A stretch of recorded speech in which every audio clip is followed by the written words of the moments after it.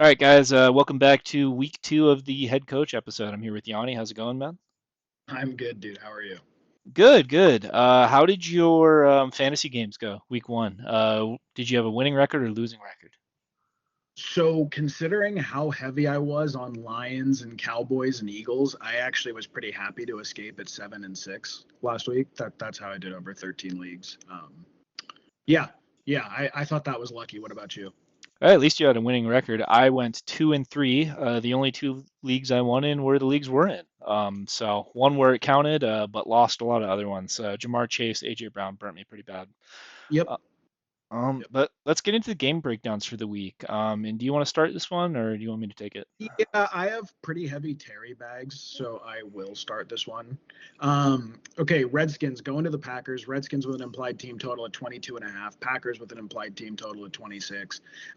There was some back and forth between me and Ted about whether or not we want to start flagging the Packers as like a must-avoid matchup or a really tough defense, but it's equally likely that the Lions are really going to struggle without Ben Johnson this year, so we're not quite ready to do that yet.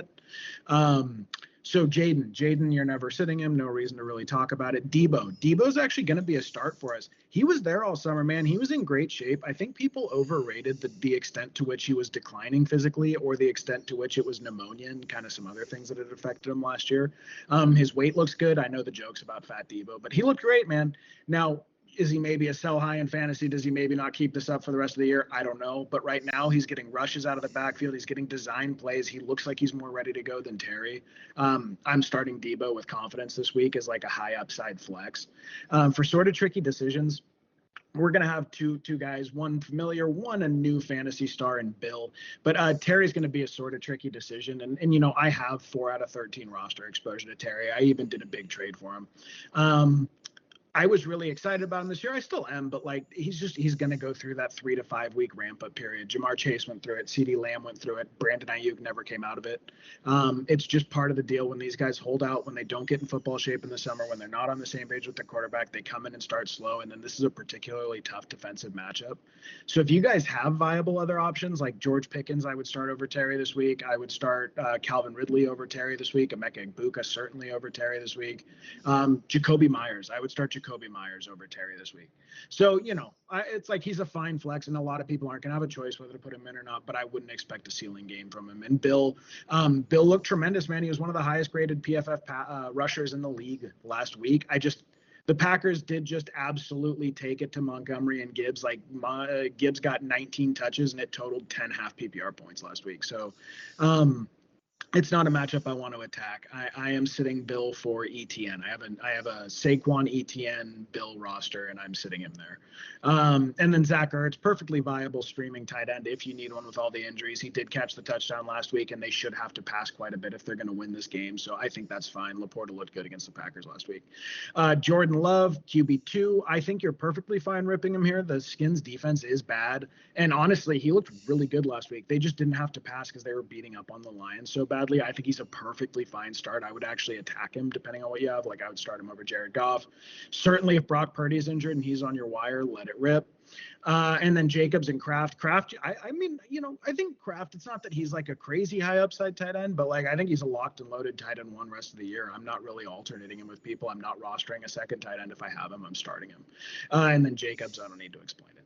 So what does need explanation is their receiving room, which is once again a mess. I know we were kind of hoping it wouldn't be. Golden got all the way up to the 6-7 turn in Yahoo half PPR money leagues, which I thought was pretty interesting. And in 12 man. But Reed comes out and gets the touchdown. I believe it was 12.6 half PPR points. Dobbs comes out and leads them in targets. And then Golden had 2 targets for like 25 yards or whatever he got and only played, I believe, less than 50% of the snaps, if I recall correctly. I have Golden in a few rosters. I'm not rolling him. If you have Reed, perfectly fine flex, especially with the game script. I think I would put him in there. Dobbs is more of an emergency start, deeper league. Maybe if you're going to do a DFS captain, I kind of like that. I would hope in 12 man though you have better options at this point. What do you think? Yeah. The two things I have on this game are Bill was actually the highest rated PFF Was it? rusher. Yeah, he was the highest one. Love to see it for him. I think we're on Bill being like completely taking over this backfield watch. If Eckler, he had was flagged for an injury earlier in the week. He just came off the injury report, but him being at the age he is, I think him sustaining an injury is probably pretty likely. And I think if Bilkey's playing well, like he just has a chance to take over this backfield. Then for the Packers side, I'm a little less convinced of their secondary. If Terry wasn't coming off the holdout, right, and we weren't being cautious with like thinking he's all the way back, I think that would be a smash start here. But because of just like the Redskins personnel, right? Debo, love the guy, but he's not a stretch the field type of player. I think that Jaden might have trouble here. I think most of the Jaden success would end up being on the ground if he gets it. But yeah, we'll be looking to attack the Packers secondary matchup a little bit later in the season. I think we'll see how it shakes out. Maybe they're just the steel curtain and we don't know it. But for this one, I don't think it's a great matchup for the Redskins. All right, next one is the Browns going into Baltimore to play the Ravens. The Browns have an implied team total of 17 points, and the Ravens have an implied team total of 28.5. For the Browns, our only start for you this week is Jerry Jeudy. No, that felt bad last week, but stay the course there. We're going to sit Joe Flacco in the revenge game, and then we're going to tricky decision Cedric Tillman, David Njoku, Fannin Jr. I'm sorry I did not have any Fannin on my waivers this week, so I don't know his first name. And Dylan Sampson is also going to be a tricky decision for us. Then for the Ravens, this is pretty chalk. We're starting Lamar, we're starting Zay Flowers, we're starting Derrick Henry, and we're going to tricky decision Mark Andrews. And we'll start with the Ravens first. Coming off just a brutal loss on Sunday night, but I think we learned a couple things about this team. One of which is Henry is not going away anytime soon. I was the idiot who decided to not draft any Derrick Henry this year. I thought this was going to be the drop off. I don't see it, man. He looks fantastic. Same with Zay Flowers too. I know that there were a lot of people that were fading him in drafts, and you were getting him anywhere from like the end of the fifth to the sixth round. I think that's a smash pick if you did end up getting him. We're going to start him here with full confidence, even against Denzel Ward and the Browns. Pretty good secondary, just because of the type of player he is, right? He'll get schemed open a little bit more. He could break a screen, that sort of stuff. And then Andrews, we're going to tricky decision him this week just because of where he was taken in drafts. But I think we're getting pretty close here to being on you're done in the league watch with him. If he has a bad one here, I don't see us taking him out of the sit column until he shows you that he's still got it. It's just a combination of age, injury, and usually not a very high passing volume offense where it's like, okay, if you're not getting in the end zone and you're not going to, be racking up a ton of yards, I'm not sure what the value is. Then for the Browns, obviously they played the Bengals last week, who have a bad defense, so take it with a grain of salt. But they looked somewhat functional. It was mostly the Joe Flacco check down show, which is why Samson popped off with like 8 grabs for I think it was like 60 or 70 yards receiving, plus the 12 carries. We pretty much determined last week. We weren't as sure going into it. We were like, we think it's Samson, but it might be Ford. I think it's very clear that until Quinshawn Judkins gets back, Samson is the guy you want to own in the Browns backfield. But we're going to tricky decision him here just because the Ravens defense is very good. Cedric Tillman, I believe he was ranked like fifth or something in PFF receiver rankings last week. Dude's a little savage. I feel like everyone kind of forgot about him. If you picked him up on waivers this week in what should be a negative game script, feel fine about it. Njoku and Fannin, the two tight ends for the Browns. We think that there's going to be some value here in the safety blanket dump off type of targets. Fannin had the good week last week. I know Njoku managers have been panicking a little bit, saying like kind of thinking maybe our process was wrong, taking him and we should have taken Fannin instead. Be a little patient. I kind of want to see what it looks like this week, but if Fannin outproduces Njoku again, it might be cooked. I don't want to say for sure it is, but it might be. And then we're going to start Jerry Jeudy here. The theory behind this, right, is the Ravens' pass defense can be attacked. They have Kyle Hamilton back there, who's kind of more like a center fielder who hits people really hard. Not like glue in coverage, right? They have Marlon Humphreys. He's like a pretty good corner, not too great. But the idea is the Browns are going to be down here. We're expecting them to be down here unless they do something like they did to the Bengals last week. And in a negative game script, Jerry Jeudy's the best receiver, or I guess the most tenured receiver the Browns have. So we feel more confident in him than anyone else for the time being. What do you think, Yanni?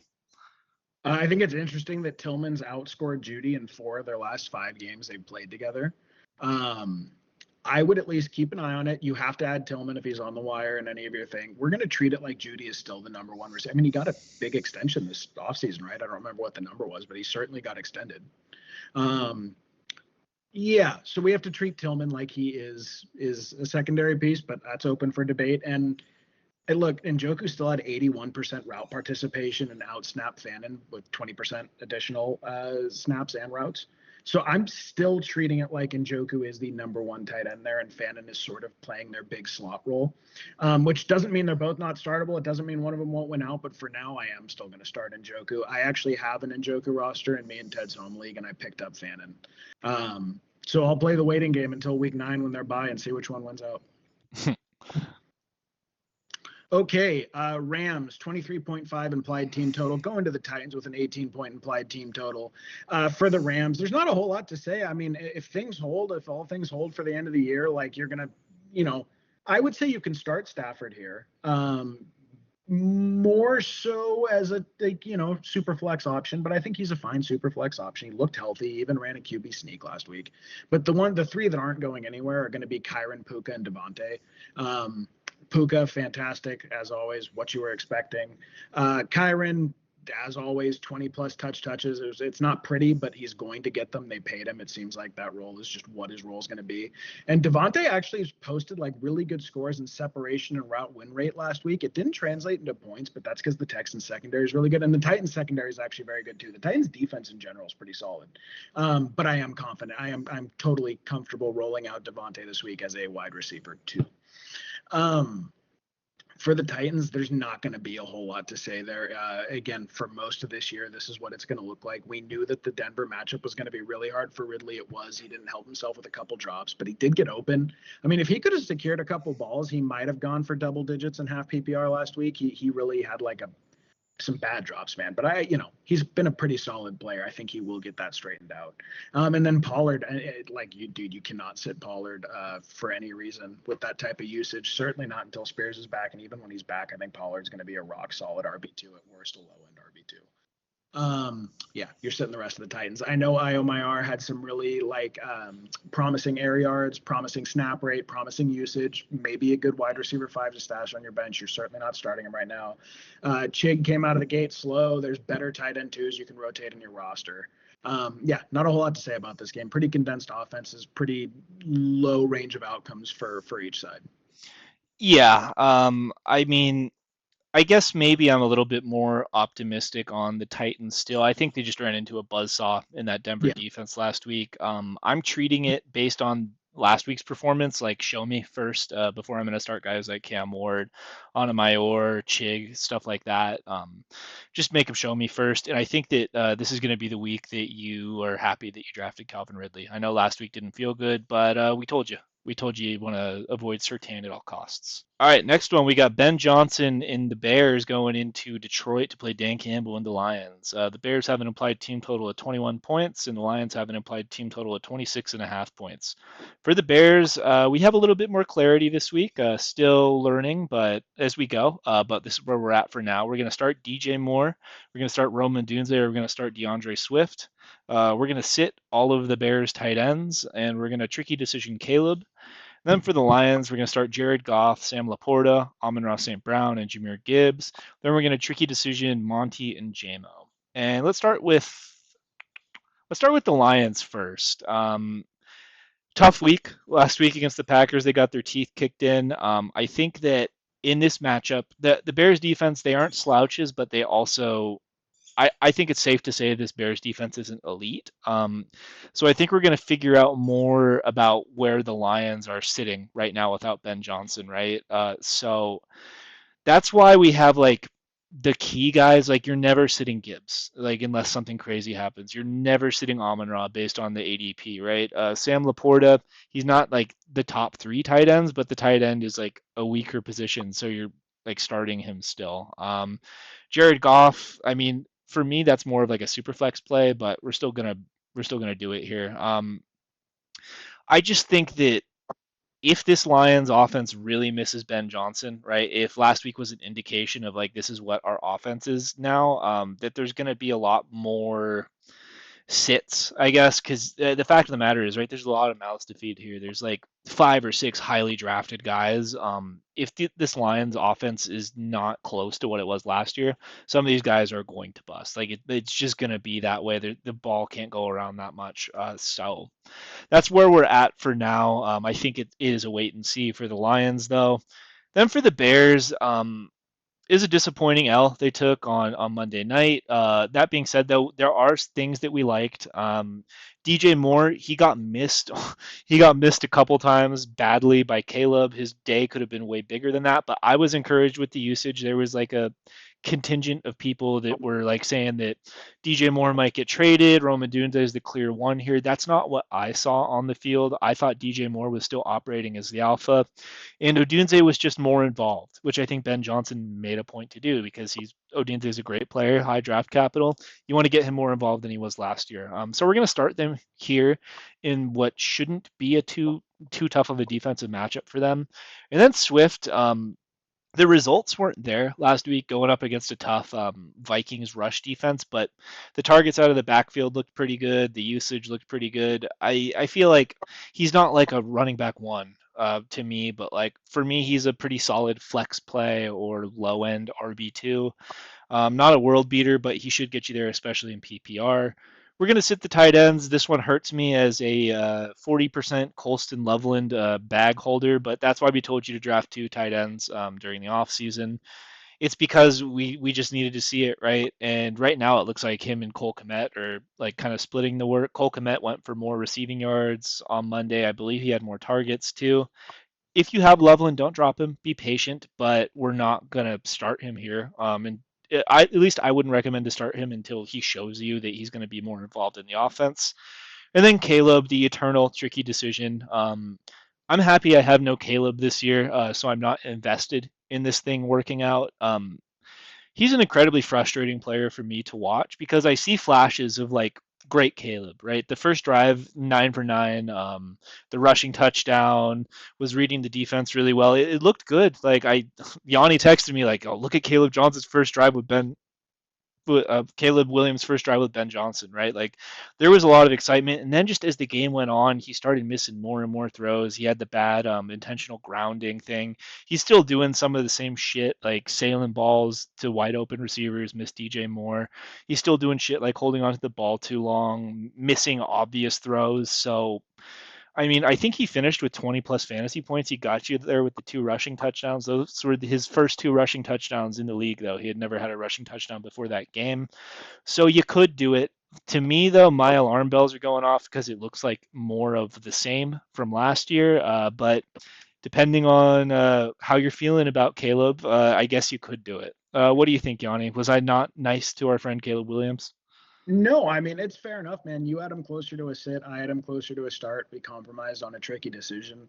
I mean, I'm open to whatever. To me, I think now he presents genuine rushing upside. I think if he chills out a little bit with the fucking like 200-mile-an-hour fastballs on a slant, you know what I mean? Like if he gets some of that under control, um, I think he's going to be a startable like top 15 quarterback this year. And I think if the Lions, dude, Vegas has him at 26.5 points. Like I know Morton has never been an OC before. There was some like, debate about should he have been or whatever. I just, unless the Lions are really done offensively this year, I think they're going to force them to pass the ball. So I do like Caleb this week, but I understand being careful with him. And I guess one more thing. This isn't even fantasy, but I would expect at least one crazy Ben Johnson schemed up play. He's gonna want to get the Oh, Lions here, I think, like for sure. I don't yeah. know what it will be, who will get it. Maybe it's DJ Moore, but I would expect to see one crazy play for sure.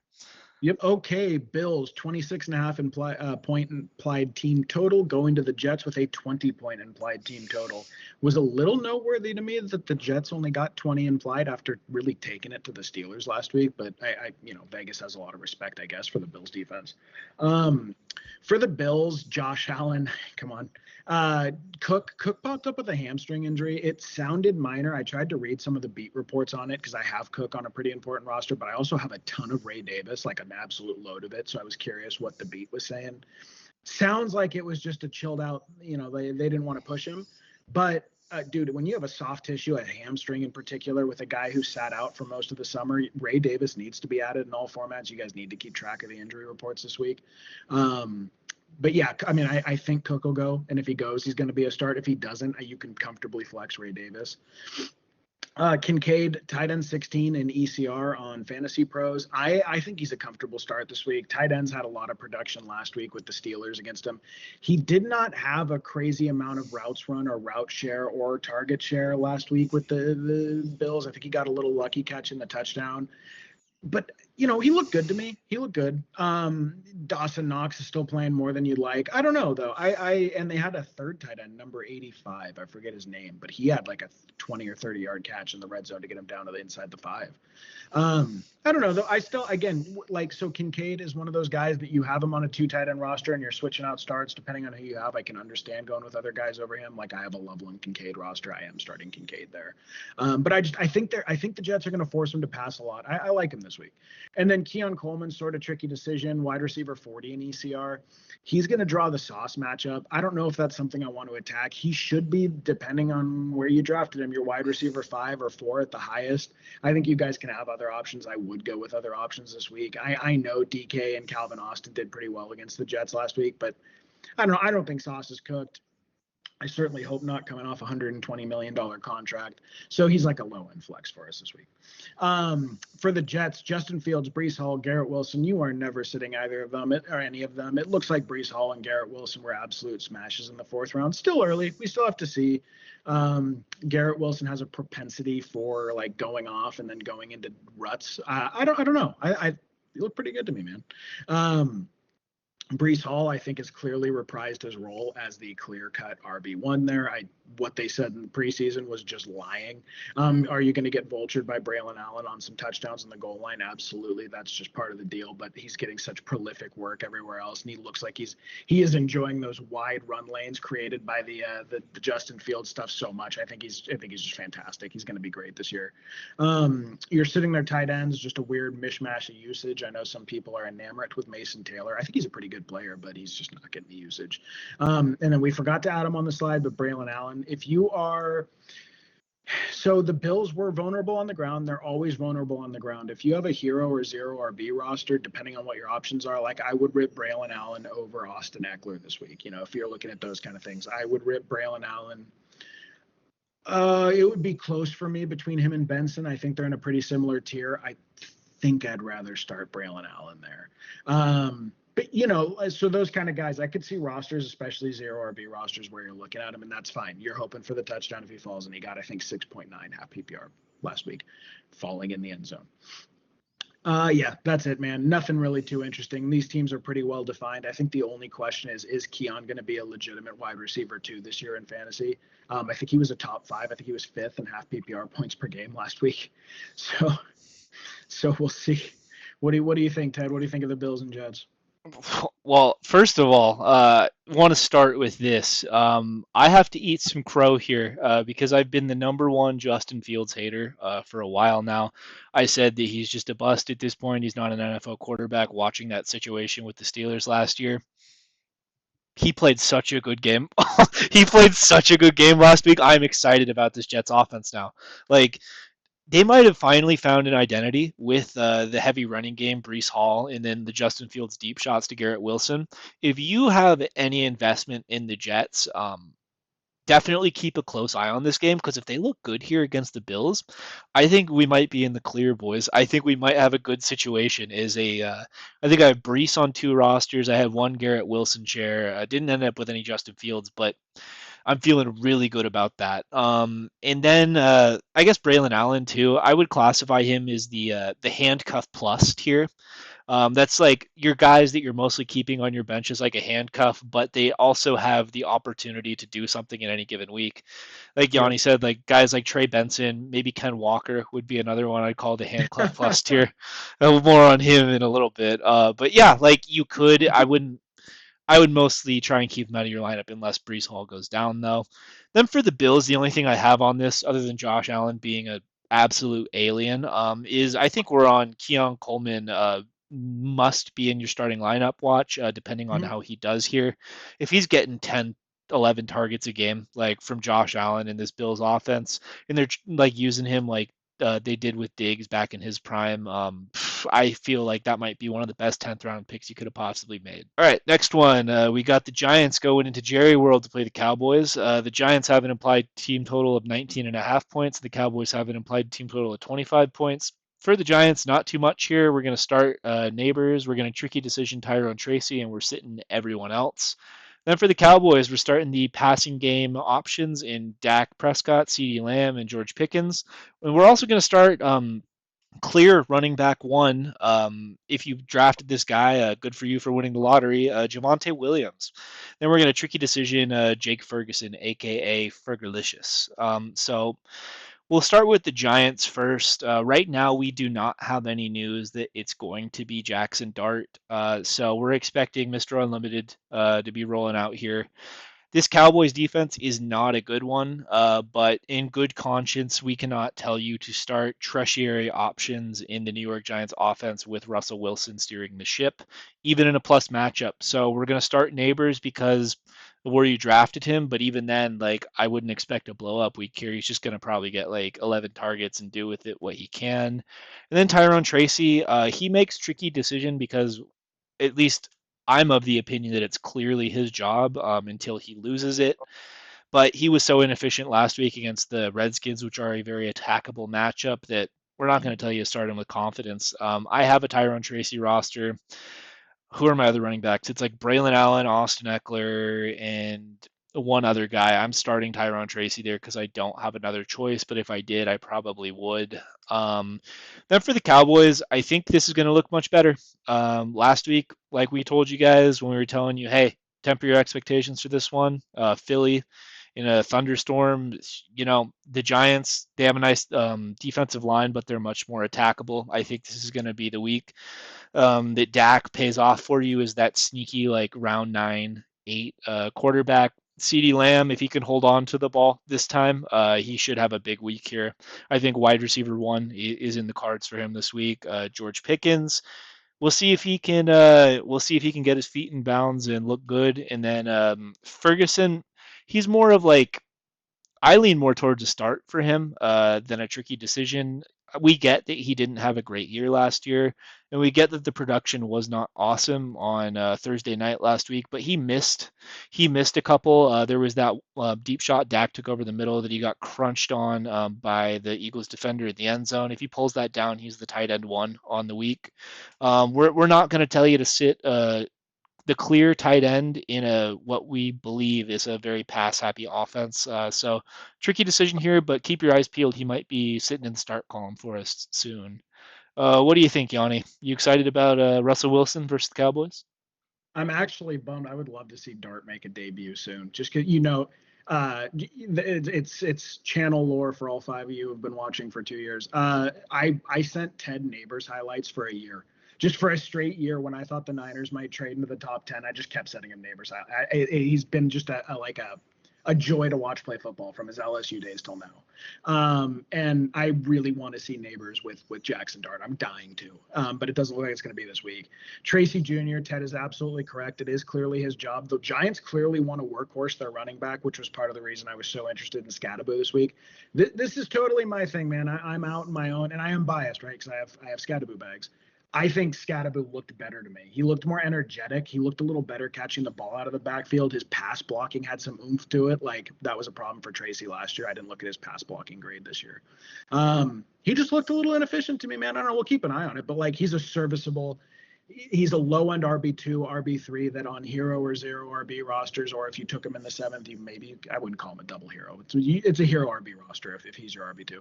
Like, I think that's fine. I think you can keep rolling him out there. And there's a good chance he scores a touchdown this week. But to me, like, the Cowboys did a pretty damn good job against Saquon, I thought. I believe they limited him to like around 3.3 yards per carry, 3.2 yards per carry. Like, that was pretty good, man. If Saquon doesn't get a touchdown there, he would have been held to like under 10 half PPR points last week. And then for Pickens, I know Pickens looked rough last outing, but the last time Dak Prescott completed a season, his wide receivers had 42.2 or 42.1 expected PPR points per game. CD and Pickens have an upside of 40 to 45 points a game every week you start them, and especially in a soft matchup like this, keep starting him. They're going to get better with getting the ball to Pickens. And then the last one, Ferguson. I saw Ferguson dropped in some of my leagues this year, dude. Like 2 or 3 of them, Ferguson was dropped. That is absolutely unacceptable. Again, like Ted said, he was 1 catch away from a tight end 1 overall finish his first week, and that's a week where Brock Bowers went over 100, where Trey McBride got a 30+% target share. Make sure Ferguson's rostered in any of your leagues. All right, man. Looking forward to this one. We have Mac Jones and the 49ers going to see the Saints. I cannot believe it is only week 2 and we are getting Mac Jones versus Spencer Rattler, but we are. 49ers, 21.75 implied team total, 3-point favorites over the 18.75 implied team total for the Saints at home. For the Niners, there's not a whole lot to go over here. I mean, if you are a psychopath, just a freaking weirdo, and you want to try to stream Jake Tonjes for tight end, I mean, maybe in a 14-team league, maybe in DFS if you want to throw him in there, that's kind of interesting. But don't start him in 12-team redraft. There's better options. CMC should see 10 to 12 targets this week. I think he's a locked and loaded top 5 option with RB1 overall upside. He's going to be probably the most effective way to move the ball down the field. However, Mac Jones supported really robust high-end RB1, wide receiver 1. I believe he finished wide receiver 7 on the season. Brian Thomas Jr. when he was in Jacksonville. This is a better offensive scheme. It's a better system. It's a better environment. Ricky Pearsall looked like he had his breakout last week. I am ripping Ricky Pearsall this week with confidence against a bad team, against a bad secondary, when he is the only guy out there besides CMC. Absolutely still start Pearsall and feel great about it, even with Mac Jones. For the Saints, I don't know if this was, I don't know how good I feel about this decision, but I went for it. I dropped Dallas Goedert for Juwan Johnson. If you're going to play 95% of the snaps and have just crazy equity in the offensive passing game, I want you on my team, man. I like Juwan Johnson. I think he has real upside. They extended him this summer. It looks like he soaked up some of Alvin Kamara's short passing game work. Maybe that's sort of more how Kellen Moore wants to operate. We'll have to keep track on it. Not making any definitive decisions yet. But, I mean, dude, what did he get? 11 targets, 10 catches last week? 11 targets, 7 catches. 7 catches and finished as the PPR tight end 1 overall. So he's much closer to a start than a sit. But the only reason he's a tricky decision is just that Niners defense looked tremendous. I think they're going to put Spencer Rattler in hell this week. But I'm starting him. I'm starting him over Colston Loveland. Not that that's much of a decision after Loveland showing.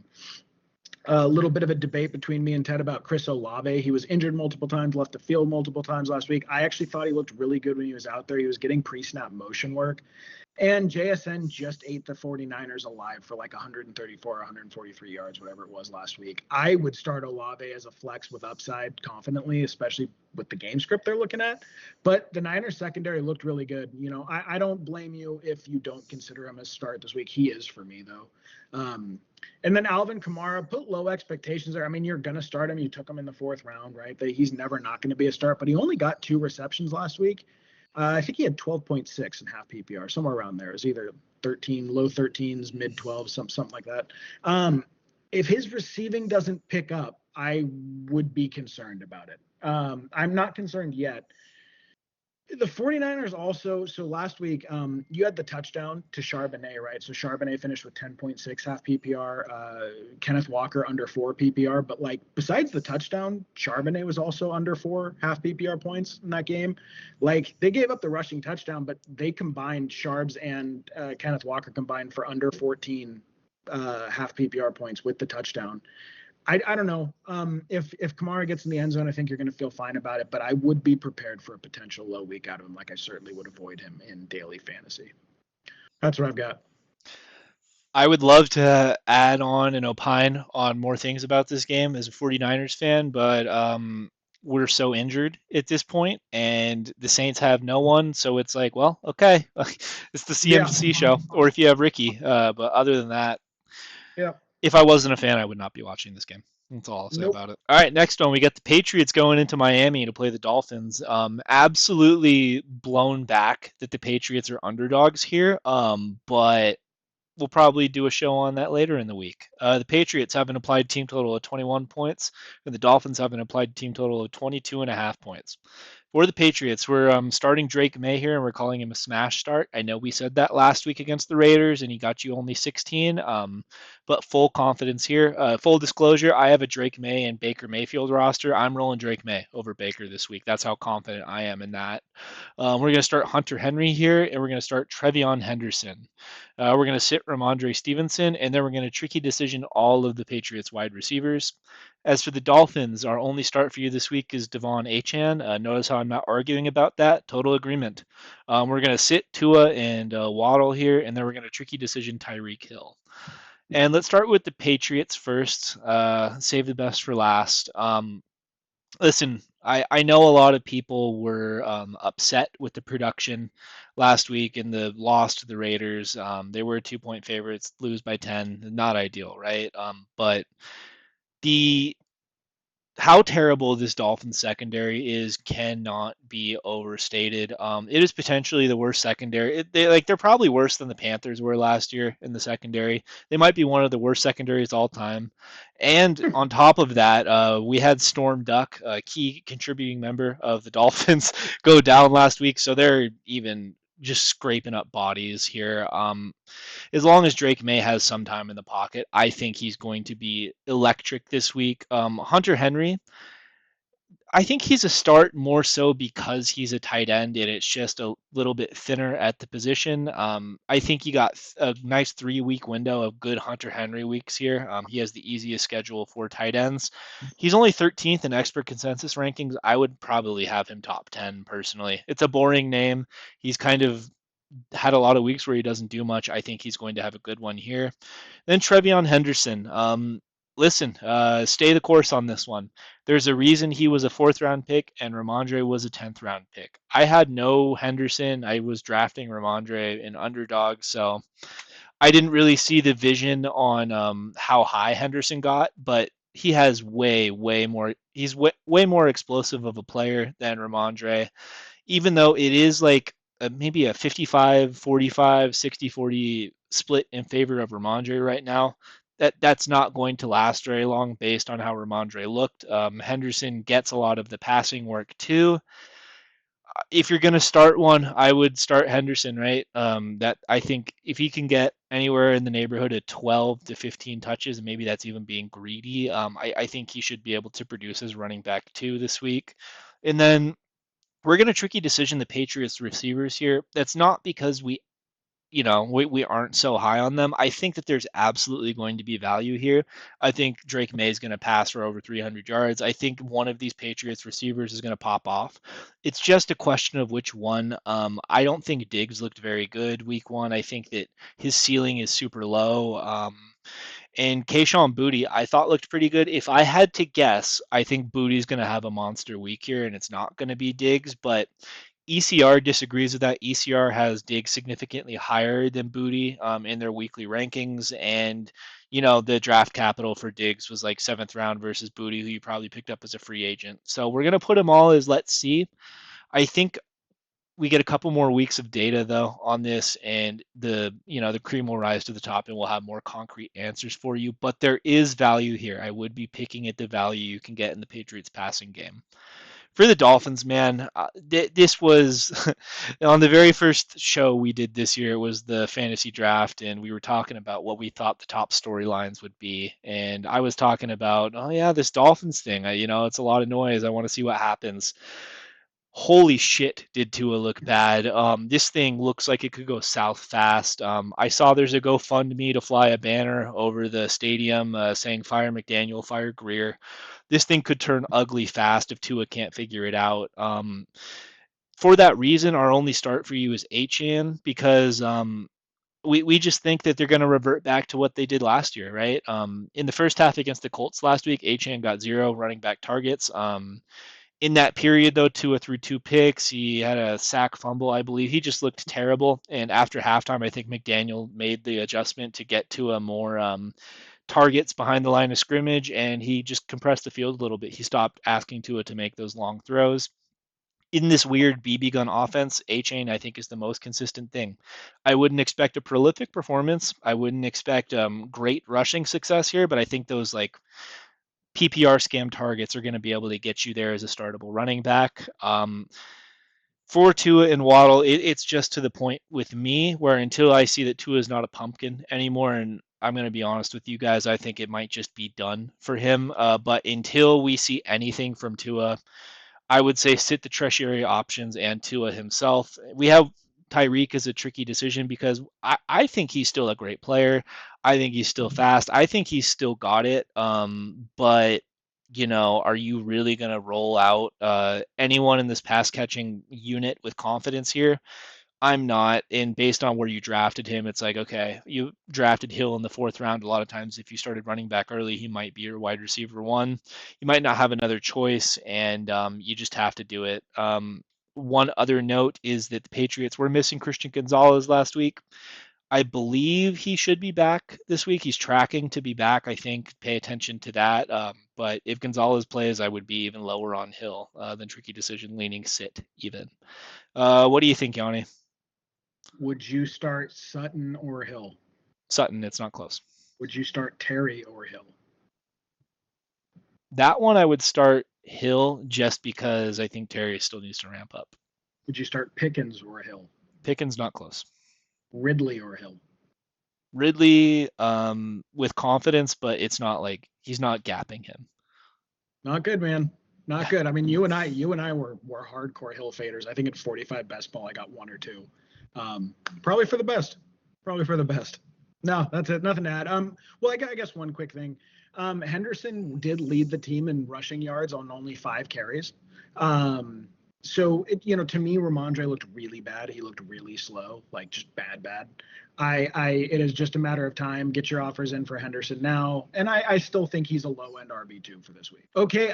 You know, what's funny is I'm really looking forward to this game. I have high stakes on it from like a fantasy perspective, because I'm highly invested in both of these offenses, as a lot of people are. But when it was weird this year, like a lot of my drafts were toward the front of the snake. So like I'm bizarrely heavy on Bengals, which I wouldn't normally be because they were going toward there, But so the Jaguars, 23-point implied team total, which I actually thought was a good amount of respect from Vegas, going to the Bengals with a 26.5-point implied team total.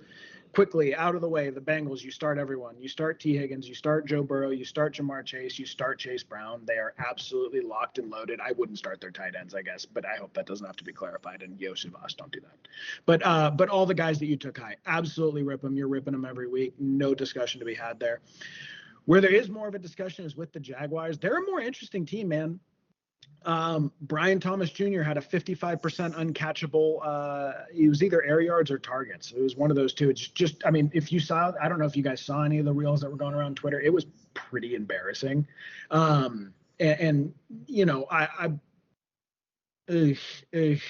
don't know what the deal is with Trevor Lawrence, man. He just does not have touch on some of these things, right? He got picked off on a route that should have been a massive Travis Hunter touchdown. Travis Hunter should have had like a 60-yard touchdown if Trevor puts enough on it. But the Bengals look bad enough, especially in Superflex lock-in Trevor Lawrence this week. I think he's a great play on DraftKings if you want a cheaper option. I would still roll him one more week. He has this weird thing where he never finishes top 10 at quarterback, though. I don't know what the deal is with that. It's 20-point per game finishes are pretty rare for Trevor Lawrence, but I do think he has a floor. ETN, I am comfortably, absolutely ripping ETN this week. Get him in your lineups and feel great about it. Brian Thomas Jr., obviously you're never sitting him. And then Brenton Strange actually looked pretty good with the touchdown. Didn't get a ton of usage, but I don't know. They talked all summer about how high Liam Cohen was on Brenton Strange and what he thought of him as a player. Like, I think he's a perfectly fine tight end too with tight end 1 upside, especially in the red zone. They look for him. And then Travis Hunter, wide receiver 29 in ECR this week. like I said, he had a sailed ball over his head on a route where he was wide ass open. He could have easily gone for a 60-yard touchdown. Then he would have been looking at more like, a 16, 17-point week. And maybe people are talking a little bit. He did out target Brian Thomas Jr. He got all the design stuff out of the slot. I don't want to say it was super encouraging because some people had him as like a 4th-round pick, but like I don't know. I like the usage. He mostly played on offense. Now they did say this week he's going to get more reps on defense. He's going to be playing. He's going to be chasing down Jamar Chase or trying to battle it out with T. Higgins on contested catches. We'll see, man. We'll see if his stamina holds up in that context. And honestly, dude, if this thing becomes a shootout, are they really going to waste time getting him reps on defense? Maybe. I don't know. So to me, he's like a good upside flex. I don't know if I would be like aggressively trying to get him in my roster though. Someone like Jacoby Myers feels a lot safer. Someone like Jerry Jeudy, I know we have him as a start, and I do still think he's a good start. That would be a really close one for me. I would maybe prefer Hunter there. Ricky Parasol, not close. Give me Ricky Parasol. So that's kind of where he's at for the week. What do you think, Ted? I mean, I cannot imagine a world, and I refuse to acknowledge a world where Travis Hunter is the preferred passing option on the Jacksonville Jaguars to Brian Thomas Jr. I know that Hunter got more targets last week, but it was a lot of short stuff, right? And the fact of the matter is, Trevor is just going to miss a lot of throws. I think he's shown us at this point that's the type of player he is. But the guys are talented there, so you're not sitting them. And then for the Bengals, don't be concerned about this Jaguars defensive matchup. I know they held the Panthers basically out of the end zone until like a garbage time touchdown from Chuba at the end. That was more of a result of Bryce Young than a Jaguars defense. I think this is the week you're going to be really happy to have your Bengals. I know it felt bad against the Browns, but this Jaguars defense is a far cry from what the Browns are. All right, next one. Two of my favorite teams last year. We got the Seahawks going into Pittsburgh to play the Steelers. The Seahawks have an implied team total of 18.25 points. The Steelers have an implied team total of 21.25 points. For the Seahawks, our only start for you is JSN. Then we're getting a tricky decision. The running back by committee that the Seahawks are rolling out this year. This is not one guy is leading it. It is a 50-50. Kenneth Walker III and Zach Charbonnet. And then for the Steelers, we don't have any straight up starts for you. If you're feeling frisky, you can tricky decision DK Metcalf or Jalen Warren. And we're going to sit Aaron, Caleb Johnson, and Calvin Austin the third. So let's start with the Seahawks first, because I watched a lot of them. They played the Niners on Sunday. Listen, I think that there's one very clear big winner on the Seahawks team right now, and it is JSN. He had over a 50% target share. Over a 50% target share last week. I think it would be impossible for him to maintain something like that. Over 50% target share would be unheard of in the history of the NFL, but it's very clear Sam Darnold has a favorite receiver. It is JSN. He's in I mean, I don't love Sam Darnold, the player, but what he does is he gives his guys opportunities down the field to make a play. And I think that you're going to be very, very happy this year if you were a 4th-round JSN drafter. For the Seahawks, man, it's a bummer. I know there were a lot of Ken Walker drafters this year. As the season got closer and closer, Ken Walker started inevitably creeping up draft boards. By the time I was drafting, Ken Walker was sometimes going in the 3rd round. So they say don't panic. Don't panic over week 1, right? It is a general rule of thumb, but you also don't want to not react. And when we see what the Seahawks did against the 49ers and they're saying, hey, this is 50-50, it's tough, man. You have to react to that. Charbonnet is not going away. I don't think that the Seahawks think that Ken Walker's a bad player, right? I think that largely he's the same. It's just that Charbonnet is good and necessitates time on the field, I think. Unfortunately, that means they're going to eat away at each other, in my opinion, in what's not a great matchup against the Steelers. If you're desperate, I think you could flex either of them, but if you have other options, I would prefer them. Then for the Steelers, I saw a lot to be encouraged about against the Jets last week. So I don't think not having any full-blown starts here, is not really an indictment on the offense. I think that Aaron is probably the best quarterback the Steelers have had since old Ben Roethlisberger. It's just that to me, the Seahawks defense looked good. I know in past years I've constantly ripped the Seahawks defense for being a terrible unit. They look good to me, man. They look long. They look fast. I think they had the Niners if Tariq Woolen didn't completely blow it, have a little brain fart a couple times there, let the Niners off the hook. But I mean, I think that you're going to have startable weeks from DK. I think you're going to have startable weeks from Aaron, and Jalen Warren too. He's still kind of in a rotation, but to me, it looks like this is the Steelers' offense is an Aaron Rodgers offense. He's going to want to throw a lot more. I think you're going to see the Steelers pass a lot more in neutral game scripts than we saw in previous years. And Jalen Warren's pretty good out of the backfield. Is one of those like scat back, catch the ball behind the line of scrimmage, do something with it. He's like a Walmart Devon Achan. So I mean, I would start him here, not with like full confidence. I have a Warren roster. I believe Pacheco was on that roster. I'm no doubt starting Jalen Warren over Isaiah Pacheco. And yeah, we'll have more startable weeks for you from the Steelers, but we're flagging the Seahawks defense is good. What do you think, Yanni? You have any thoughts on your favorite player, Ken Walker? I do. I love Ken Walker. Multiple titles with me and old Kenneth Walker, man. Nothing but fond memories between me and the fella. So if you're into the DK Metcalf revenge game real quick, go ahead and rip him. I mean, he's a top 20 running back in ECR. Like, I don't think, or wide receiver. I don't think many people are going to sit him, but like, I don't know, man. The Seahawks just look really competent on defense. And like, if Ricky didn't catch that big pass, they would have pretty well tamped down the Niners passing game. And even the Niners without Kittle, I think, are better than the Steelers are offensively. Jalen Warren, I would totally start with confidence. I think that was a pretty sharp pick if you guys got him in the 8th round. Yeah, and then just the Seahawks backfield. So to me, what I'm most worried about, it was purely because of draft position. I would have taken Kenneth Walker at the 3-4 turn if I had more picks toward the end of the draft. I was totally in on him this year. But I actually only ended up with 1 out of 13 for my rosters with him, and I ended up with no Charbonnet. Charbonnet got all the way up to the late 7th round on Yahoo by the time we were concluding our drafts. To me, it's more, again, hero RB rosters, which really, if you took Kenneth Walker, he might be your hero RB, which is just ugh. But like Charbonnet for a hero or 0 RB roster, perfectly fine, man. Because I would guess if you guys went hero or 0 RB, a lot of you have Charbonnet on your roster. It just, the only nightmare scenario here to me is they literally just keep going drive for drive. Kenneth Sharp. Like, you're talking about 10.6 points, 3.8 points for the week. And like 10.6 from your 8th round running back is it's perfectly fine. It's startable, but it's not like you just basically returned value on your investment, as opposed to making a profit on it. We'll see what happens. I hope one of them takes over. Whichever one that is, I'll live with it. I like both players. They're both really talented players, in my opinion.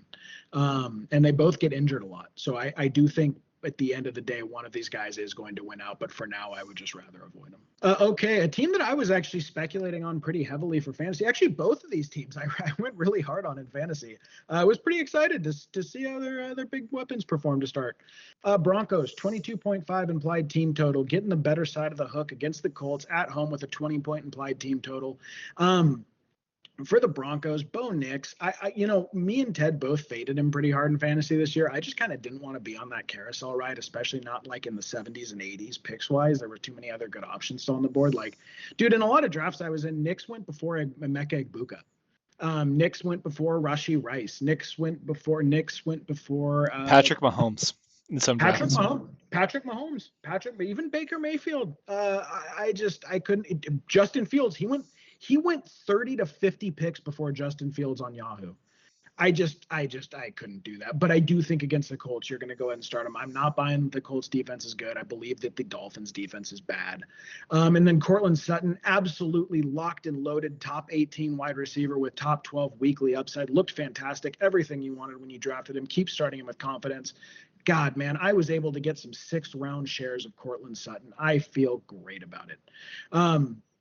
And then J.K. Dobbins, it clearly is that Peyton trusts him in the passing down role. I wish they didn't have, I forget his name, that other weird running back that soaked up like 13 touches or something like that. Or forget his name, but he had like an annoying degree of usage. He needs to F off. But Dobbins is clearly the lead back, clearly the guy they trust the most. He got the touchdown. However, so you're starting him, right? Especially against the Colts. However, Harvey had over 11 yards per rush. He had the big explosive play where he looked. You saw exactly what he led his college draft class in explosive run rate. You saw exactly what you were hoping to see from Harvey in terms of the upside case. I'm trying to buy on Harvey pretty aggressively right now. I don't think it's going to be yet. I just don't. It's going to be murky for a little bit. But I'm really actually encouraged by the explosive play rate. If he comes out here and gets at least 50% of the snaps and workload this week, oh, man. I don't know, though, if it's going to happen yet. Like, I actually only, again, because of where I was drafting in the snake, I only have like one Harvey share. But I'm starting Cortland Sutton over him in the flex. And like actually, I have Trevion on that roster. I would start Trevion. I have Dylan Sampson on that roster. If I had to make the choice, I would actually rather start Dylan Sampson this week, which is closer. It's questionable, but I think Dylan Sampson gets the passing volume. But so that's kind of where I'm at with Harvey. Like RB3 with some upside. But I think you should be happy with what you saw last week. I think all the signs are there that this thing's going wheels up at some point. Jonathan Taylor. Absolutely incredible workhorse usage until he got a little dinged up when they were up by so many points. Then they pulled him out, and DJ Giddens got 12 carries for like 41 yards or whatever, which is really encouraging. This is a team that wants to run the shit out of the football. They want to check down to their running back. Danny Dimes looked more than competent, more than capable of dishing the ball out like a point guard in Shane Steichen's system. I think he is. Do I want to call the offense legitimate? Do I want to call Danny Dimes a stabilizing force at quarterback? I don't know about any of that, but I think they're functional. I think they're more than functional. And if they're more than functional, and if they're going to be concentrated like that, Jonathan Taylor is going to be a smash start RB1 for the rest of the year. Really hard matchup. We're going to see how he does this week. Also, a really brutal, hard-hitting defense. Guys, DJ Giddens needs to be rostered in every single fantasy league. I've been going through and picking him up as my RB5 as much as possible. He's one of my most rostered guys on Underdog. Jonathan Taylor got dinged up last week. He has ankle problems. He had an ankle problem last week. Please, man, especially going into a game like this where you might see 25 touches, make sure Giddens is rostered ahead of the week. Save yourself some fab should the worst happen. I hope it doesn't. I love Jonathan Taylor. Speaking of a guy I love, Tyler Warren rostered for me in 4 or 5 of my 13 redraft rosters, my second or third most rostered tight end and Underdog. Just a player that, as I watched his rookie tape, I fell in love with, man. He was the reason that I was fading Brock Bowers and Trey McBride so hard, and I ended up with almost none in redraft, was because I thought that Tyler Warren had almost the same upside case. He comes out and basically shows it. Pittman Jr. says, look, if we want to, this offense can become a spam Tyler Warren offense. Yeah, it can. It absolutely can. I was taking him as high as the late 7th round. I'm glad I did. I wish I got more, honestly. He's going to be a locked and loaded start every week. I think he's a top 5 tight end rest of the season. I would not trade him for anything short of Bowers or McBride. I just would not do it. I would say, if you offered me Laporta straight up for him right now, I would say no. If you offered me Kittle with the 4 to 5 week absence for Warren, and Kittle I had as the tight end 1 coming in this year, I would say no. So to me, he's almost an untouchable asset in fantasy trades, especially where you got him in the draft. Actually, on that Sutton roster where I got Sutton in the 6th round, I got Tyler Warren in the early 8th, which I was so happy about it. Start him. So sits for the week. Dude, with the Broncos, I don't think this is a secondary or a matchup you want to attack. I think they showed that in spades against the Titans. Even if the Titans are a lower rated offense, I don't care. I think they're as legit as it gets, dude. The Broncos are loaded, and that was without Dre Greenlaw out there. So definitely sit Danny Dimes. Definitely sit Josh Downs, LOL, if you drafted him. For all you guys that consume content through a fantasy hose all summer, and then you look at advanced analytics, I understand. I like that stuff. I like it more than Ted. Ted gives me shit about it all the time. But, you can't just look at individual route win rate and go, oh my God, this is it. I don't know. I'm not going to victory lap it yet, but I don't know if Ted got any Pittman. I was going hard on Pittman. I mean, hard in Underdog and in redraft, and I'm really happy I did. I think Pittman's clearly the wide receiver to own there, but I'm not starting either of them this week. And then I guess just one quick note is if Ingram goes, you're going to sit him. Apparently it was a calf bruise, not a calf strain. So they said that he got cleated or something, and it's just a weird calf bruise. But I don't know, man. I kind of want to see where he goes for a week. He needs a lot of volume. He got, I think, 4 targets, three receptions. But Troutman played over 50% of the snaps, and it looks like they want to run the ball a lot, and that's not Ingram's bag. I don't know. I certainly wouldn't start him if he goes, though. Yeah, I think just from a macro perspective, right? I think this is a big measuring stick for both teams.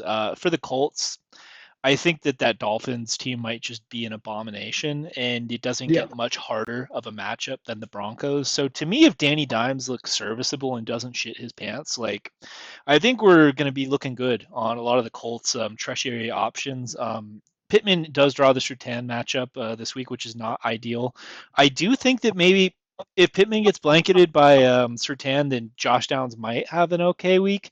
Either him or Pierce, take your pick on like what the other wide receiver is, but I would prefer to stay out of it.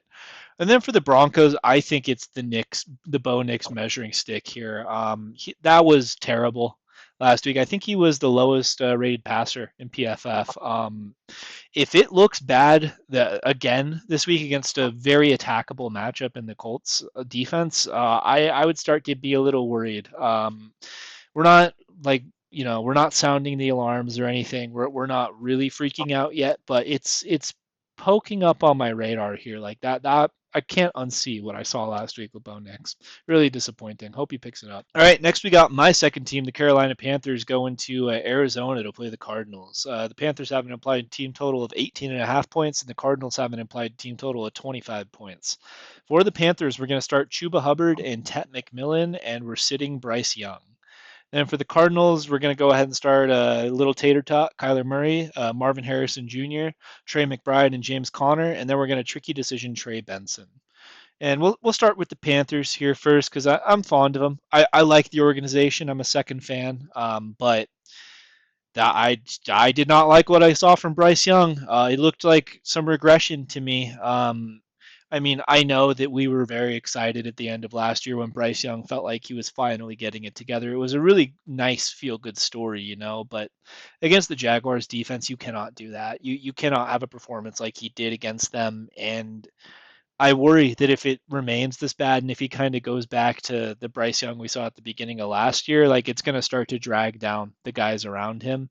That being said, though, Tet McMillan, regardless of the guy throwing him the football, he looks like a physical freak. He's going to be a very good NFL wide receiver. I just think that we're in like neighbors from last year territory. I'm not saying we're there yet with like the Danny DeVito and not Danny DeVito, Tommy DeVito nonsense that he was dealing with. But man, if Bryce doesn't pick it up, I feel like Tet might just have a bunch of like 8 to 10 point games until further notice. Then Chuba Hubbard. I know there was some talk about Rico Dowdle taking away a lot of the usage. I think he had an 80% snap share last week. He was the one who got in the end zone. I would feel like very confident rolling him out. He's not like a high end one, but I would have him as an RB1 this week against a Cardinals defense that isn't great. As for the Cardinals, I mean, I don't know how much of the success last week was because they were playing specifically the New Orleans Saints, but this is also a very easy matchup for them. Kyler, we're going to start him this week because it's a plus matchup and he has the rushing upside. Rushing upside is king in fantasy. And if he breaks off one of those like classic Kyler Murray long scrambles for a touchdown, he'll probably get you home almost on that. Marvin Harrison Jr. was good to see him get in the end zone week one, and he got a long catch too. I know a lot of people were fading him this year. I'm not saying that it was a total missed opportunity on my end not drafting any of him, but he looked better to me. Trey McBride, a ton of targets last week again. It was more of the same good Trey McBride we got last year. The question with him is just how often he's going to be able to get into the end zone. If he scores more touchdowns, I think tight end one overall in the season is on the board for him with the usage he's getting. And then James Conner, man, is consistent as gravity. He only had like 60% of the snaps on Sunday, but he did well with them. This Panthers team just gave up 170 yards rushing to Travis Etienne. Either Etienne has found like the fountain of youth and went back to his rookie year level of production, or the Panthers' rush defense is really bad.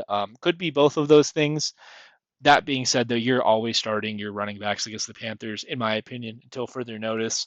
And then Trey Benson, he's in that handcuff plus tier to me. Mostly, I would have him as a handcuff on your roster, but if you're desperate, if you're a zero tight end or zero running back roster that needs some points, I think he has the opportunity to do that. He had the long rush on the pitch to the outside. He's a big fella and he's fast too. So, I mean, there's a good chance he breaks off a long touchdown run here. And if you do that, like as your flex option, right, and as your running back roster, that could just return the value right there. So, like him this week, don't love him, but good enough for consideration, I would say. What do you think, Yanni? Are you terrified of the Tet McMillan situation? How many rosters do you have Tet on, by the way? No, I'm not. 9 out of 13. I went hard, dude, on Ted. He was my favorite 5th-round pick. I just sort of decided that was going to be my big flag plant for the year, and that I was going to take him ahead of all those wide receivers in that tier. I'm really not. So 2 things happened in that game. One, he had a 30-yard fade where Bryce did not read the blitz and was about to throw it up to him. He was wide open, and it would have been a touchdown. And Bryce got hit instead on the chin and flopped the ball out or whatever. So that was one missed opportunity. And then the other one is he got PI'd in the end zone pretty badly. He could have easily had a touchdown there. If he has like a 16 to 18 point half PPR week in his debut, I would have felt great about it, right? So I'm really not. I don't know. I don't know what the Bryce Young thing was. It's hard for me to tell. Is Bryce Young totally regressing? Did he just have a bad week like a lot of offenses had a bad week? I mean, Jamar Chase and Joe Burrow came out combined for like 10 points.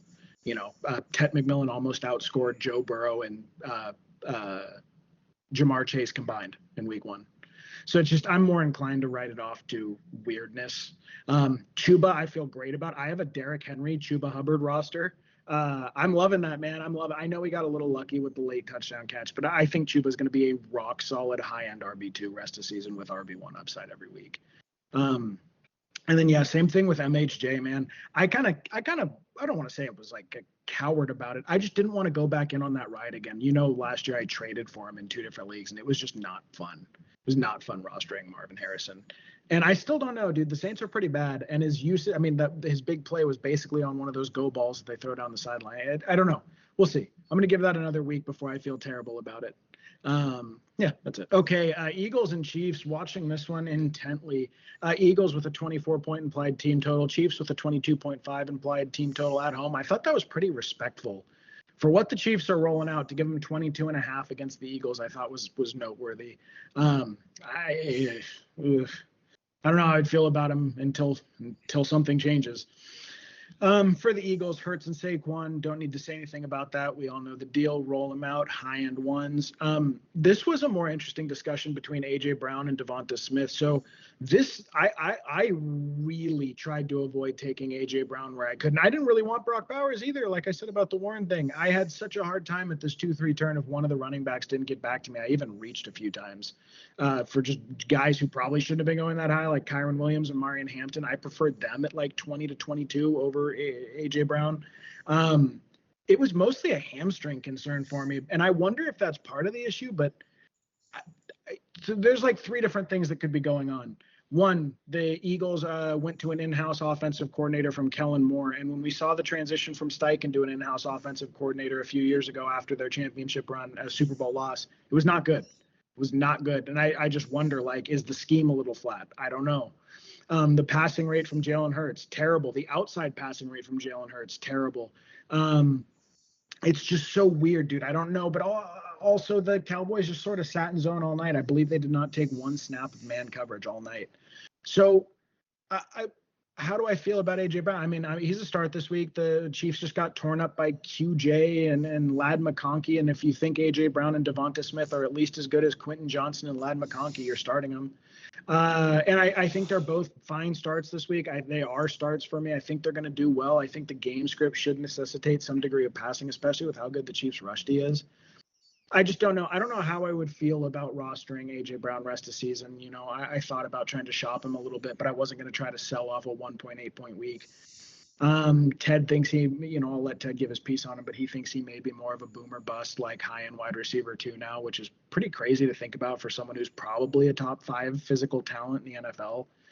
It's just weird. Goddard picked up an injury. It sounds like he's on the right side of questionable. He did lead the team with 7 targets last week. Perfectly fine tight end too, with some degree of upside. If he catches a touchdown, you'll get a high-end tight end 1 week out of him. But I think if not, you can pencil him in for 6 to 8 half PPR points. And for some rosters, that's going to get you there. Chiefs. I am still going to start Patrick Mahomes because of how good Dak Prescott looked against the Eagles secondary. Like, I think you do start Mahomes, but Dak Prescott's throwing to CeeDee Lamb and George Pickens.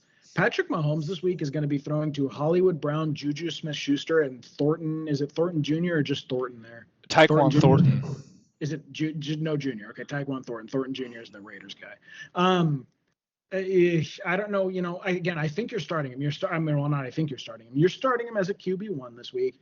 I don't know. I think you're really kind of hoping more for 17 to 18 points, and you'll call that a big win. And then Kelsey, you're not going to bench Kelsey. You drafted him, right? You're going to roll him. I think he does decline as the year goes on, but it's not going to be now because the aforementioned Juju and Hollywood receiving room. Hollywood Brown is going to be our sort of tricky decision here, just because, I saw someone spend $30-something a fab on him. That was absolutely mind-boggling to me. What you're thinking, dumping $30 into a 2 to 3 week rental. Worthy's not even going on the IR.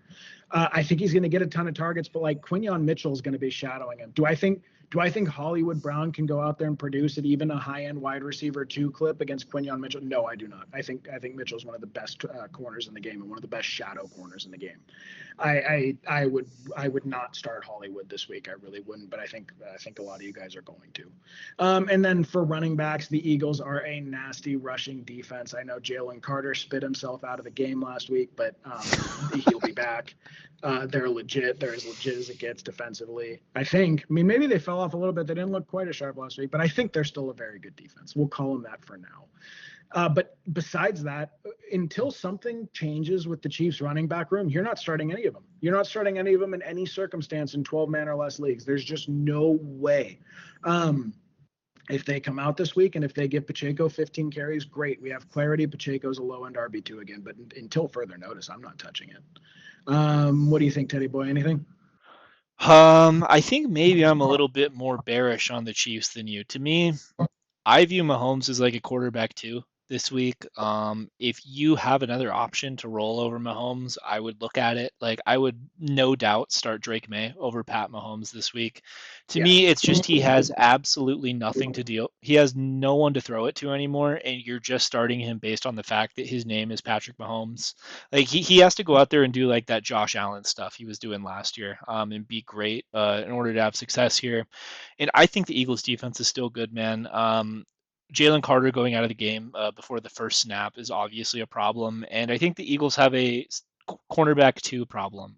Quinyon Mitchell's good, and Cooper DeJean is good in the slot, but their second corner was getting burned all day. The first half, Quinyon was shadowing Pickens, and CeeDee Lamb went off, and then Quinyon started following CeeDee Lamb, and then CD had the not as good second half, and Pickens got more grabs. So the good news here, if you're an Eagles fan, is I don't think that I don't think these wide receivers can really burn that second cornerback slot, so I'm not that worried about it. Then for the Eagles, the way I'm viewing this, I don't think there are many other wide receiver duos in the NFL that are more talented than AJ Brown and Devontae Smith. But I think the way the Eagles operate, right, the way they win football games, they're a run-first football team. There's no doubt about that. And I just kind of view them as more of like boomer bust players, right? Like Devontae Smith, I think we've been onto this for 2 years. Like he can give you a 4-point, 5-point weeks, and then he can also give you a 22-point week, right? I think that we just need to get there with AJ Brown too. AJ Brown's just like a luxury Devontae Smith at this point. He's more explosive. I think he's a better player. I think he's the preferred option, but he just has a chance to get schemed out of games from the Eagles just running it down the other team's throat. I like the spot here though against the Chiefs, just because like we already saw it in the Super Bowl last year, right? They did a really good job on Saquon and kind of forced Jalen Hurts to take those shots. I think that's what's going to be successful this week for them. So full confidence in AJ Brown. Don't be scared off by the 1-pointer last week. All right, next we got a matchup between two teams I still don't have a full read on. I don't think. I think there's going to be a lot I learned from this game.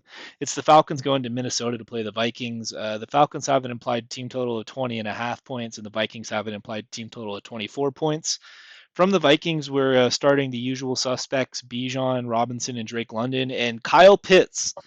Kyle Pitts is making it into the start section, everyone. We've been waiting 5 years for this. Is it finally his time? We'll see. Then we're going to tricky decision Michael Penix Jr. and Darnell Mooney, who's tracking to be back this week. And for the Vikings, we're going to start Justin Jefferson, Aaron Jones, and TJ Hawkinson. Then we're going to tricky decision JJ McCarthy, Monday Night Hero, and Jordan Mason for how long is the question. And we'll start there with the Vikings. I thought that JJ was just horrendous for 3/4 of that game on Monday night against the Bears. And in that last quarter, he showed you why the Vikings moved off of Sam Darnold. That being said, though, I think that you just need to be patient with this Vikings team. You have to like take a step back and realize this is effectively JJ's rookie season, and it's not easy. It's not easy in the NFL. This is a massive step for any player, especially a quarterback, to take, and it's gonna take some time. That being said, though, like with this supporting cast and with Kevin O'Connell steering the ship, I think JJ is gonna pan out here. I think he's gonna be fine. He showed you on Monday night. I think that he's just an absolute gamer. He's a stud. He's a winner. But it's just gonna be getting those reps in and looking good. That's why we're tricky decisioning him here. I mean, I know that he scored 22 points last week, but it was 3/4 of a really bad game. I wouldn't do it with full confidence. And then Jordan Mason, I guess our read here, right, is that Jordan Mason just looked like the much better runner of the football than Aaron Jones on Monday. It's just a question of how long is it going to be until Jordan Mason takes over this backfield if he does. I think Aaron Jones, he's not ever going to be like totally out of the offense, but I think that there is a very real possibility Jordan Mason takes 60% ish, 55%, 55% ish of the carries. But for now, we'll tricky decision him just because Aaron Jones, we think, is still the A side, at least from the Vikings perspective, and he has the pass catching upside. Then for the Falcons, this is an interesting one. It was a good game against the Bucks on Sunday. I still feel like Penix had a pretty good game, but that was a very attackable matchup in the Bucks pass defense. This Vikings defense is definitely tougher, I would say. Brian Flores is a blitz merchant, but man, he's had that defense playing good for a while now. So I feel like we got a tricky decision Penix here, but I think that if he keeps it up, he's going to be in our, without a doubt, start column pretty soon. Bijan London, not much to explain there. Drake London had 15 targets last week. We're kind of hoping that he will do more with them this week. And then Kyle Pitts, man, I think he had 8 targets on Sunday. He looks pretty good. I mean, it would not shock me if he just has a better relationship with Penix, and then this is like finally when we start seeing some of the potential come out. He didn't go 4th overall in the draft. Like that, you're not going to draft a bum 4th overall in the NFL draft. You know, he has talent. It's just a matter of utilizing him. And then Darnell Mooney, he's just coming off of the injury, and he's like the clear second option behind Drake London. But we like the player. We like maybe him taking advantage of the Vikings on a blitz deep. It just depends. I think he's more of like a DFS thing to me, or like I'd feel good about him if he's on your underdog roster. But in redraft, I think it'd be kind of sketchy rolling him out. What do you think, Yanni? I've been trying like crazy to buy on London. You know, that was another one of my big things this offseason. Yeah, sounds like he's going. So I wouldn't worry there. If he catches the touchdown, you're looking at, more like a 15-point week, which still isn't earth shattering, but it would have felt a lot better. He dropped a touchdown in the end zone. He should have caught it. Yeah, and then Hawkinson didn't have a good game last week. You are starting him, though, until further notice. Like, I think he's going to come around. Part of that is just JJ having such a rough start to the game. Yeah, that's it. Okay, Buccaneers at Texans. I'm actually pretty interested in this game just as far as what the future of these two teams is going to look like. I think we're going to get a lot of answers this week. Buccaneers with an implied team total of 20. Texans with an implied team total of 22.5. I actually think there's more to say about the Texans. So we'll get the Buccaneers out of the way for now. I know it's a tough secondary. I know it's not necessarily a secondary matchup you want to attack. But I mean, I think you're starting Baker Mayfield this week as a low-end QB1. Your roster would have to be pretty loaded for that to even be a decision for you. But the Texans took it to Stafford last week, man. They made it really hard on the Rams. Maybe they just are that good of a defense. I think they're I mean, they're certainly a top 10 defense. There's a question of are they a top 5 defense or not. Again, I think we're going to get answers this week. Bucky Irving saw genuine true blue bell cow usage. Believe it was 18 touches week 1. Absolute stud. Looks like a great pick in the second round. Probably should have been going a little higher in the second round than he was. And then Mike Evans and Emeka Egbuka. I'm seeing people declaring Emeka Egbuka as the bona fide wide receiver 1 in Tampa. Maybe. I think it's a little early for that. For now, I think they're just both really comfy top 20 starts. Start them both. Feel good about it. I wouldn't have rostered both of them. I'm in a league with a guy who rostered both of them and then drafted Baker. I mean, it's kind of interesting. Maybe it works out. But this is a really tough secondary matchup. Stingley Jr. is probably going to take Mike Evans, I think, which probably means like Emeka Egbuka may extend his lead over Mike Evans for the year in points. But yeah, tough matchup. Don't expect like big boom weeks out of them, but they're still absolutely starts in our opinion. K. Dotton, if he goes, sit him until you see something good, or sit him until you need an emergency start. Tight end's really deep this year. K. Dotton's the kind of guy that falls off for me in that situation. For the Texans, this is the one that bums me out a lot because I was a huge CJ Stroud fan, had him number 1 overall in his class. Me and Ted actually were telling people to go pick him up his rookie year off waivers when he kind of went off. Went 5th round last year, and things have just been downhill since. Their O-line looked really, really rough, man. Really, really rough against the Rams. And part of that is the Rams have good personnel and good scheme, and they're a bona fide, the guy coaching staff is full of Super Bowl champions, but part of it is they just don't have the horses, I don't think, this year on the offensive line. And if they don't have the horses on the offensive line, and if a second option does not emerge outside of Nico, we might be looking at a pretty serious situation here with Nico as a back-end first-round pick. But again, it is just 1 week, right? Ted said it. You don't want to overreact to week 1, but you also don't want to, if you just look at week 1 and go, well, none of it matters, that's pretty intellectually lazy. And I'm somewhere in between here. Like, I'm concerned about the Texans. Put it like this. I was shopping like Zay Flowers plus Keon Coleman, Zay Flowers plus Michael Pittman to try to get up to one of these wide receiver ones. I was too nervous to send that offer for Nico Collins this week, which is pretty crazy. Dude, I thought Nico was like the wide receiver 4 or 5 coming in the year, and he still might be. I really don't. It's just a gross situation. But like, I was too nervous to hit send on that. That's kind of wild, man, for a receiver that I got at the 6-7 turn and a wide receiver I got in the 10th round. I was too nervous to send that for Nico Collins. It's kind of where we're at. You're still starting him, but like Jaden Higgins, maybe he gets going. Jalen Noel, maybe Christian Kirk comes back and looks really good, and then it looks a little different. But I'm not rushing to do that. And then Nick Chubb, I actually thought looked perfectly serviceable in his carries. I think if Mixon's out for the year, you probably will end up having gotten a value on around 11 or 12 Nick Chubb. I think you can feel pretty good about that. But I would not start him against the Buccaneers with their really stout rushing defense. They had Bijan in a blender. If Bijan wasn't catching passes last week, he would have absolutely busted. On the goal line, they were stout. I think they absolutely take it to the Texans in the run game this week. So sit everyone else, but still start Nico. God, man, it will hurt my soul if at some point this year Nico ends up on the sort of tricky decision list, but I don't know what the bottom is for the Texans right now. I really don't. Yeah, it's not that Nico's bad or CJ's bad. I just think that everything around him fell apart, right? It's not to say there's no hope for later on, but things need to change for them, I think, offensively. Would you send Zay Flowers and Pittman or Zay Flowers and Keon Coleman for Nico right now? Nope. I have Nico as a wide receiver 2. He's outside of my top 10. I didn't draft any of him. I was never of the opinion he was that elite level of talent anyways, and the situation's so bad now. It's like, that's where we're at, tough. Dude.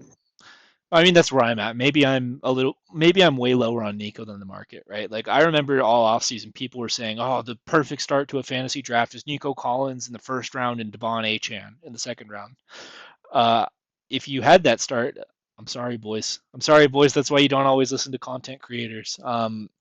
The only other thing I have to say here, and it's not really of any substance for fantasy whatsoever, I'm just hoping that if I'm the Buccaneers, we get out of this one without any injuries to the wide receivers. This Texans team hits hard, man. They try and take your head off. They put Puka in the blue tent like 3 times last week. They split him open. They made him get stitches. For all the struggles that the Texans offense is having right now, their defense is still Yeah. savage with D'Amico Ryans. All right, last one. And honestly, I think this is going to be a pretty good game. Like I think this might be the one to watch out of the Monday Night Football games. And it is the Los Angeles Chargers going into Vegas to play the Raiders. The Chargers have an implied team total of 24.75 points, and the Raiders have an implied team total of 21.75 points. For the Chargers, we're going to start Justin Herbert, Omarion Hampton, and Lad McConkey, and then we're going to tricky decision QJ and Keenan Allen. Then for the Raiders, we're going to start Geno Smith, we're going to start Jacoby Myers, we're going to start Ashton Genty, and we're going to start Brock Bowers if he goes. And then we're going to tricky decision Thornton Jr. I don't know what his first name is. I know Tyquan Thornton is the guy on the other team from earlier. My brain is melting. It's been a long day. But let's start with the Raiders here. I think there's a lot to be positive about on this team. The Raiders have just traditionally been a snake-bitten franchise ever since they lost that Super Bowl to the Bucks and John Gruden. Man, like Geno might be the best Raiders quarterback since Rich Gannon. Like that's where we're at. But listen, I'm not of the opinion Geno's like a great quarterback or anything. I don't think he's like elite, but I think he's serviceable. I think he's like middle of the road.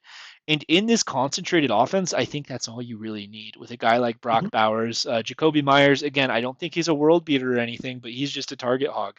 I think that Mhm. until further notice, like Jacoby Myers is a rock solid wide receiver too. Not even flex. I have him inside my top 24 going forward if Geno's going to keep doing this. And then Ginty, he didn't have like the big long rush plays last week. He didn't have those exciting explosion plays, but he has like crazy workhorse usage. He's on the field for almost every running back snap Mhm. that matters. Until further notice, you're starting him. Then for the Chargers, man, I really liked what I saw from them too against the Chiefs. What do you think about this new like look of the Chargers, Yanni? Do you think this is like a passing offense now, first and foremost? Like, wouldn't that be crazy if like Greg Roman like was pass heavy coordinator?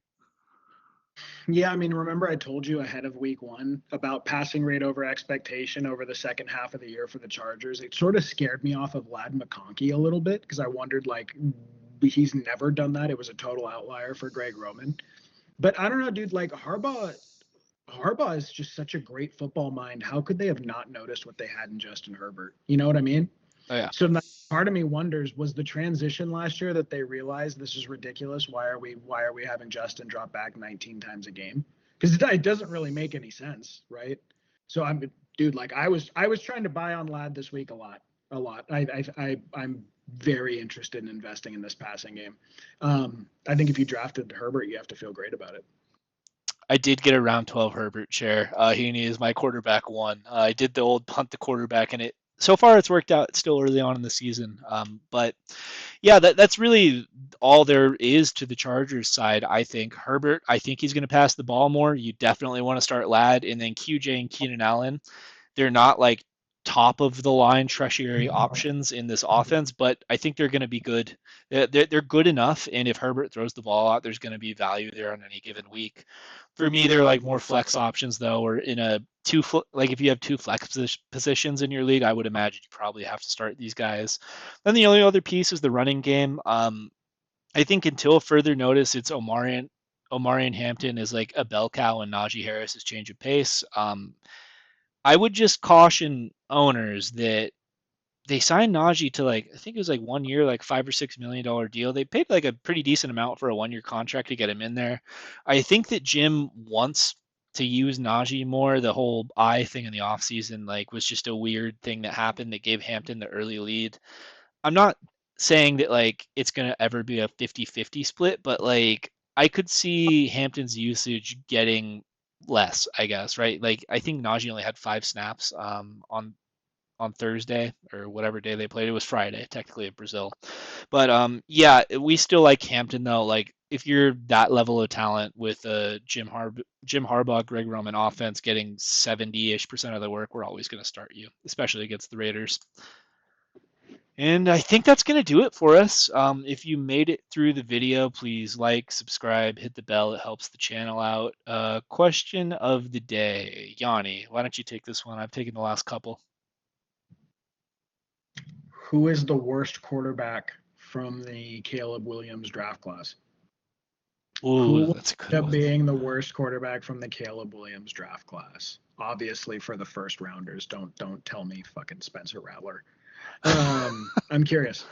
I'm curious who we think is the worst guy there, because the answer is pretty interesting as of right now.